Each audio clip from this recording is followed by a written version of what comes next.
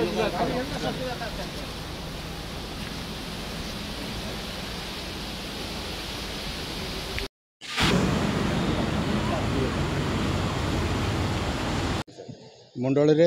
जमी आमर ये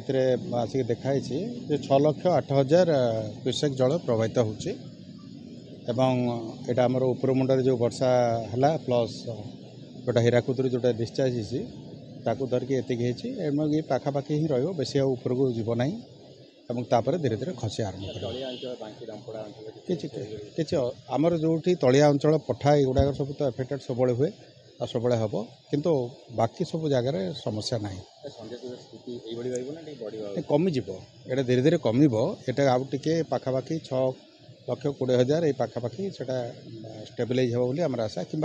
कम भी हो पाए पाखापाखि बन्या परिस्थिति ना तापर आप फ्लड कंट्रोल तो आम डेली बुलेटिन आस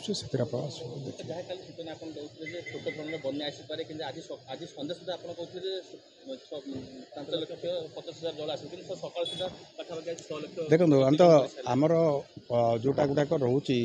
5,50,000 तार बेस होता ये पूर्व दिन जो वर्षा ताकू धरिकी आम करूँ पूर्वानुमान